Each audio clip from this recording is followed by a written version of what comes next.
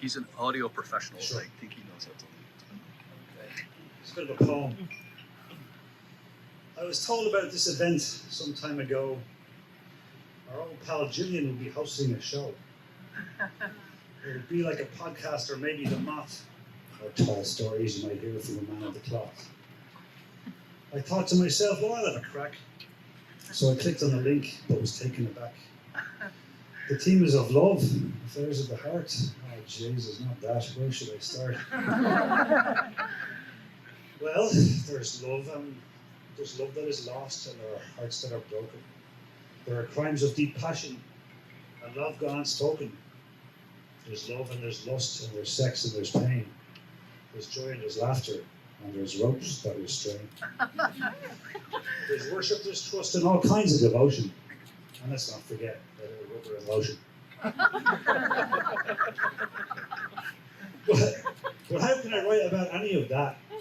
There's so many movies and songs and whatnot. A subject that leaves most people demented, the most written about thing since the pen was invented. I tossed it about for days and for, if not weeks, read up on my Byron, my Shakespeare, my Yeats. I went round in circles thinking, why, how, and what did I write on the question, both to have or have not? A short story on love, a passionate tale, I gave up at last, destined to fail. You gotta be joking, it's a topic that's cursed. But what if I tried to do it in verse?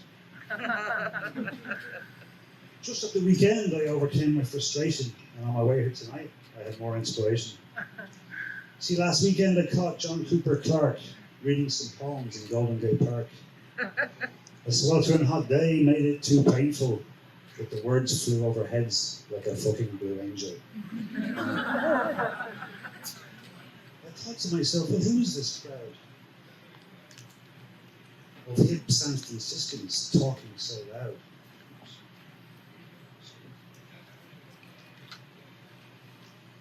Don't they know JCC is both poet and scholar? Would they listen up if it's a cost them $1? I think that's when I started to get my first notions of a poem about love I could present with emotion. Now you'd think I might write about the love I have for my kids, or crying through long nights, or batting eyelids. Or maybe the time I fell in love at first sight, but then I woke up in the morning.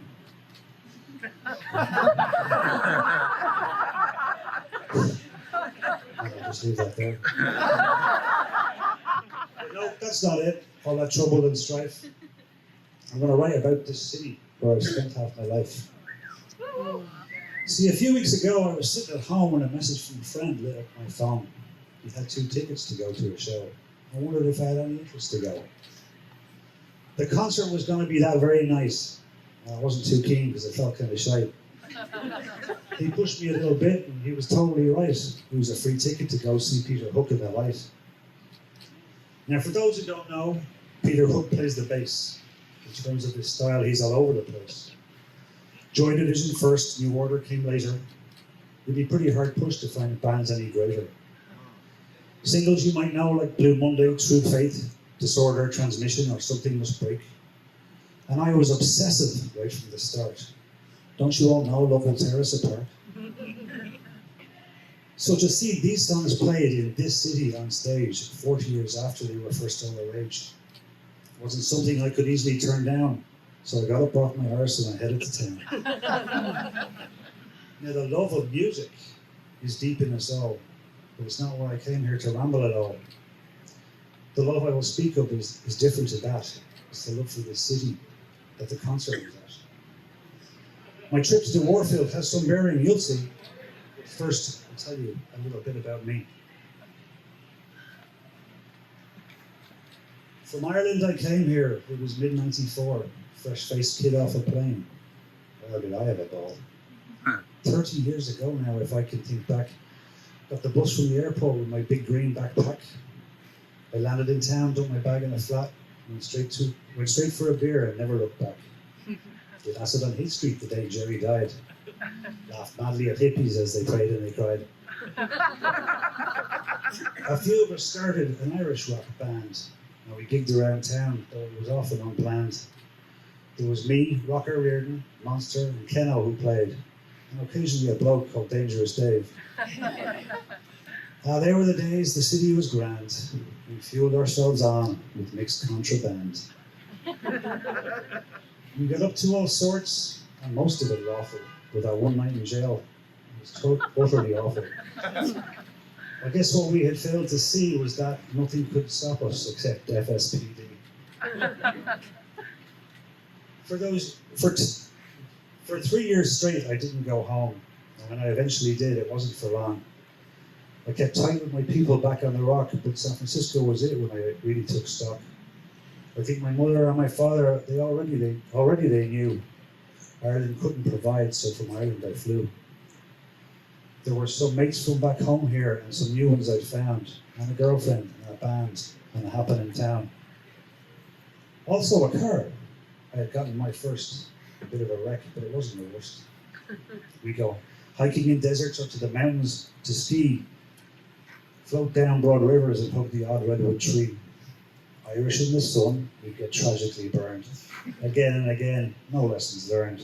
SPF 50 was the obvious answer, but no, we were happy cultivating skin cancer.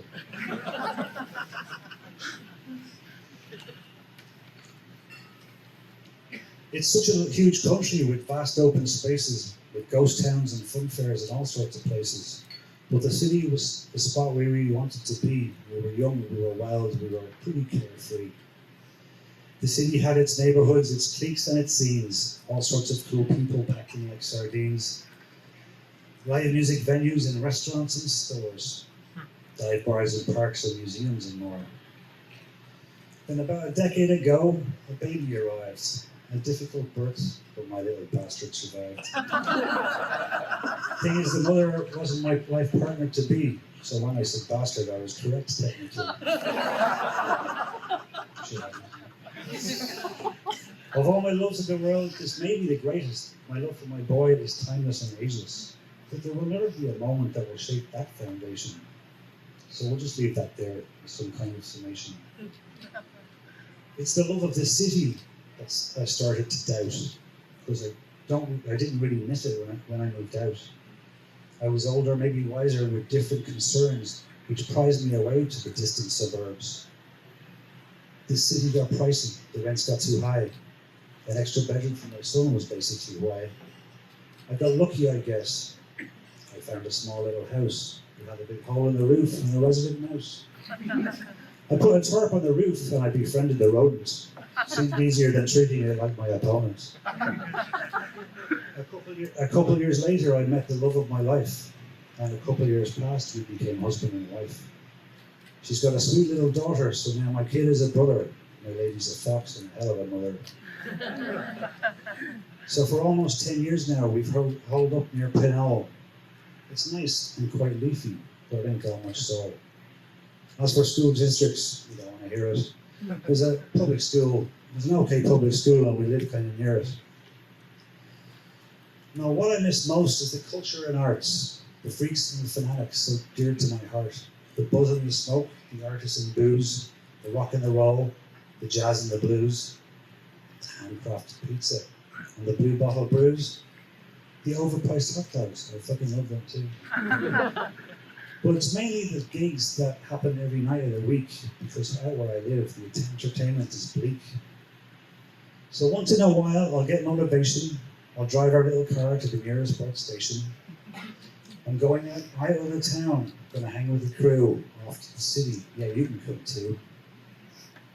The problem is usually once you're aboard, some nut job gets on and moves out of his gourd. Why every time on our great city's trains, there's always a loony with some weird campaign. As we enter the tunnel, the tension increases. The train car has filled, and I think I smell feces.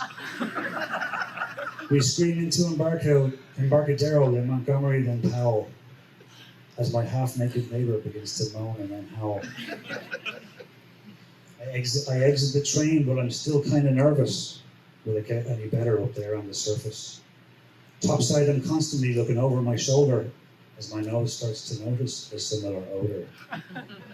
But it's not just the smell of the pee and the poo and the pee. It's the strong stench of fear as well, don't you see? What happened in this city of extraordinary wealth? Why can't you spend a few bucks and address mental health? It's all well and good with our fancy wine bars and our QR code menus and our driverless cars. But what about those who fall through the cracks? I wake up sometimes with panic attacks. I walk briskly along Market to my rendezvous and I'm hurried inside, sure what else could we do? It's a magical show. We were transported, sublime. But after the encore I noticed the time. I gotta make it back to that train to the east, dodging unfortunate souls in rags and bare feet. It's a bit like tonight as I walked through the mission, a fellow yelling at a lamppost while another was pissing. The city is suffering, but those folks aren't to blame. So on your way out, spare a thought for your shame. Now, this event is an example of why the city is great. There might be even some of you out here on a date. So thanks to Gaff and the lads and the folks here at Casements. Just mind when you step what you step on out there on the pavement. Oh, and if anyone's taping, please just don't show my child. I don't want them to know about all the drugs that I tried. I'm off back to Pinole now that I've finished my read. Cheers to your health. Seanchaí, Godspeed.